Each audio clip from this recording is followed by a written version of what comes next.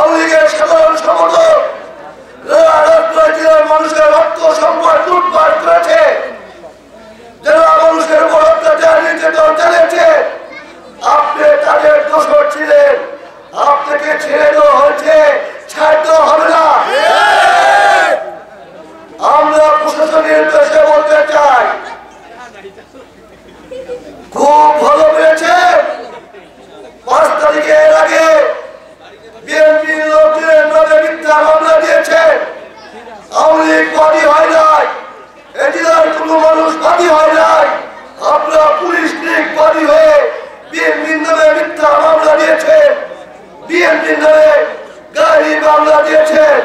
আজকে পরিষ্কার ভাষায় বলতে চাই, যারা আড়াল করেছিল, সন্ত্রাস করেছে, মাদকের ব্যবসা করেছে, লুটপাট করেছে, দর্শন করেছে, তাদেরকে গ্রেপ্তার করতে হবে, তাদেরকে আইনের আওতায় আনতে হবে।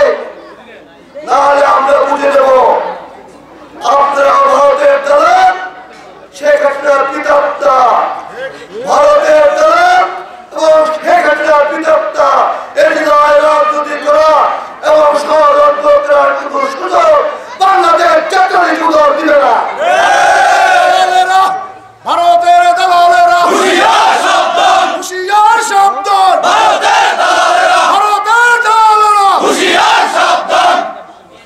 আমরা বলতে চাই আমাদের প্রিয় নেতা তারেক রহমান বারবার আমাদেরকে মেসেজ দিচ্ছেন, বাংলাদেশের সাধারণ মানুষের যাতে কোনো কষ্ট না হয়, বাংলাদেশের মানুষের কল্যাণের জন্য বিএনপি একত্রিত হওয়া দিয়েছেন।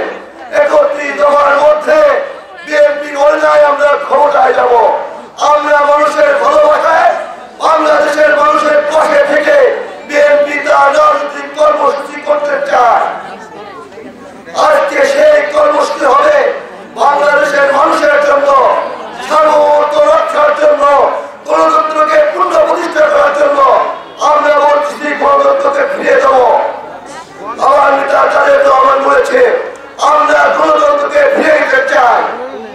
সেই জন্য বন্ধুরা, আমরা আওয়ামী লীগের ফ্যাসিবাদ, আওয়ামী লীগের অত্যাচার নির্যাতন নিগ্রহণ করেছে, আমরা প্রতিযোগিতা কমিটির উদ্দেশ্যে বলতে চাই এই অঞ্চলের সাধারণ মানুষের সাথে কোন প্রকার খারাপ ব্যবহার করা যাবে না।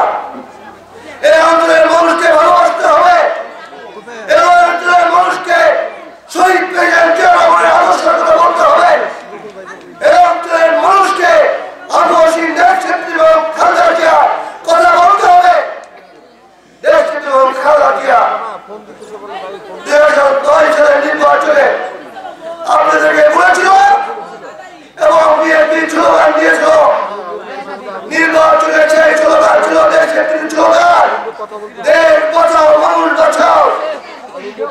সাথীয় বন্ধুরা, সেদিন বাংলাদেশের মানুষ বুঝতে পারেন নাই, কিন্তু প্রিয় নেত্রী অসীম জ্ঞান জাগে দিয়েছিল আল্লাহ, উনি সেই মরতে পেরেছিলেন। এই ভারত আর হাতিয়ার নিয়ে দেশ ধ্বংস হয়ে ফেলবে, মানুষকে হত্যা করবে। আমরা কি দেখতে পেয়েছি 2009 সালে ষড়যন্ত্রের মাধ্যমে নির্বাচন করে ভারত আর আওয়ামী লীগ হাতাহাত করে সেই ষড়যন্ত্রের মধ্য দিয়ে আওয়ামী লীগকে ক্ষমতায় বসানো হয়েছিল। 2015 সালের নির্বাচনে ভোট কেটে আওয়ামী লীগ ক্ষমতায় ছিল। 2018 সালে রাতে ভোটে সেদিন আওয়ামী লীগ নির্বাচিত হয়েছিল। 2024 সালে ভোট দিয়ে নির্বাচন করে বাংলাদেশের হাবিয়া টাবিয়ে নির্বাচন করে আওয়ামী লীগ ক্ষমতায় গিয়েছিল। এই অবৈধভাবে ক্ষমতায় থেকে বাংলাদেশের মানুষকে ভারতের তাঙ্গার মারতে চেয়েছিল। ভারতের দালালি করে শেখ হাসিনা বাংলাদেশের মানুষ এবং দেশকে আজকে ভারতের তাঙ্গার রাজ্যে পরিণত করতে চেয়েছিল। বাংলাদেশের মানুষ জীবন দিতে জানে, জীবন দিয়ে আজকে বাংলাদেশের মানুষ দেশ রক্ষা করেছে। 17 বছর তারেক রহমানের নেতৃত্বে বিএনপি আন্দোলন সংগ্রাম করেছে, বাংলাদেশের মানুষের পাশে থেকেছে, গণতন্ত্রের কথা বলেছে, মানুষের ভাগ্য উন্নয়নের কথা বলেছে, কৃষকের কথা বলেছে। সংগ্রামী সাথী বন্ধুরা, সেই আন্দোলন সংগ্রাম করতে গিয়ে বিএনপির হাজার হাজার নেতাকর্মীকে গুম করা হয়েছে, খুন করা হয়েছে, আয়না করে নিয়ে হত্যা করা হয়েছে। সেই সমস্ত রাশের বিনিময়ে 5ই আগস্ট ছাত্ররা শেষ আন্দোলনের প্রাকে শেষ যে আন্দোলন সংগ্রাম হয়েছে তারেক রহমানের নেতৃত্বে সারা বাংলাদেশে বিএনপি সহ ছাত্র জনতা আজকে আন্দোলন সংগ্রাম করে তাদের বুকে তাজা রক্ত দিয়ে আজকে আবু সাইদের মতো সবাই শহীদ হয়ে, মুক্তরের মতো শহীদ হয়ে বিএনপি 598 জন শহীদ হয়েছে 5ই আগস্টের আগ পর্যন্ত। এই 5ই আগস্টের আন্দোলন সংগ্রামে সংগ্রামের সাথে বন্ধুরা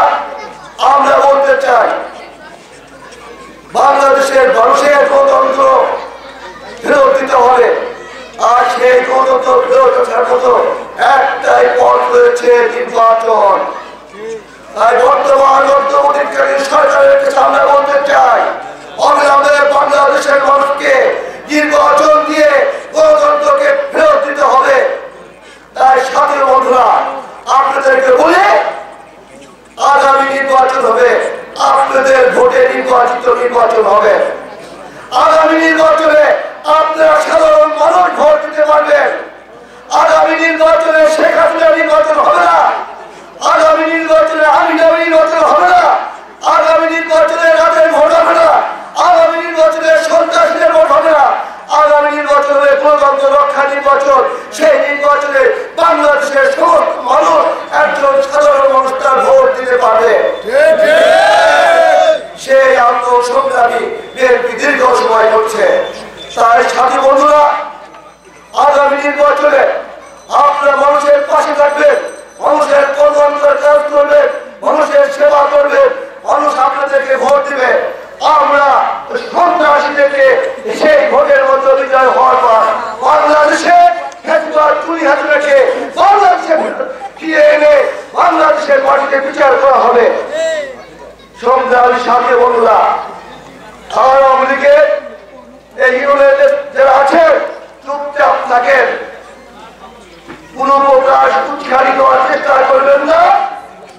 যারা আপনাদের রাজনৈতিক গঠনদার ছিলেন, কাজী ইরাদত কিরামতে আপনারা 5 তারিখের পরে দেখেছেন আর দেখার সুযোগ দেন যে পরিমাণ অন্যায়, অত্যাচার, নির্যাতন, নিপীড়ন এবং অর্থ লুট করেছে বাংলাদেশের এবং রাজধানী জেলা বাংলাদেশে।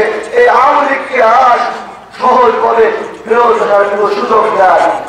যখন হাসিনা বুঝছে যে বাংলাদেশের মানুষ যে পরিমাণ ঘৃণা আমার বাবাকে করেছিল তার দ্বিগুণ ঘৃণা আমাকে করে, হাসিনা সেটা বুঝে পালিয়ে গিয়েছে।